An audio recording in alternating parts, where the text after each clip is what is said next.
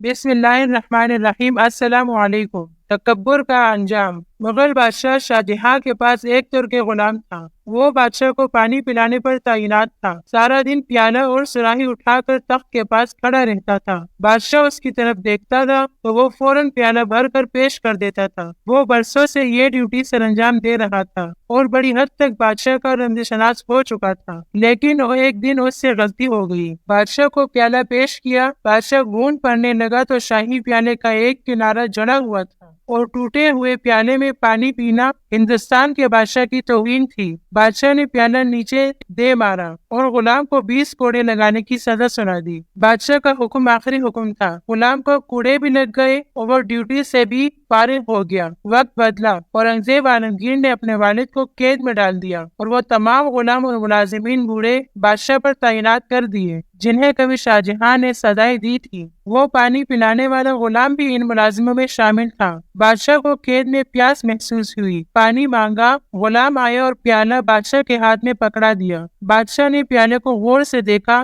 وہ شکستہ تھا اور کسی نے اس کی کرچیاں، اس کی ٹھیکریاں جوڑ کر اسے قابل استعمال بنایا تھا۔ بادشاہ نے حسرت سے پیالہ دیکھا اور پھر غلام کی طرف دیکھ کر پوچھا، میرے ساتھ یہ سلوک کیوں؟ غلام نے مسکرا کر عرض کیا، حضور، یہ وقت کا سلوک ہے۔ یہ وہی پیالہ ہے جس کا ایک کونا بھرنے پر آپ نے اس میں پانی پینے سے انکار کر دیا تھا اور اسے زمین پر مار کر توڑ دیا تھا۔ میں نے اس ٹوٹے ہوئے پیالے کی کرچیاں اٹھا لی تھی۔ میں نے انہیں جوڑا اور اس گھڑی کا انتظار کرنے لگا جب آپ کو وقت اس پیالے میں پانی پینے پر مجبور کرے گا، اور بادشاہ سلامت وہ وقت آ گیا۔ شاہ جہاں کی آنکھوں میں آنسو آ گئے۔ یہ آنسو اگر نہ بھی آتے تو بھی بادشاہ نے باقی زندگی پانی اسی ٹوٹے ہوئے پیالے میں پینا تھا۔ کیوں؟ کیونکہ یہ دنیا ایک وادی ہے اور اس وادی میں ہر شخص کو اپنی انا، اپنے تکبر اور اپنی حماقتوں کی بازگشت بہرحال سننا پڑتی ہے۔ اللہ حافظ۔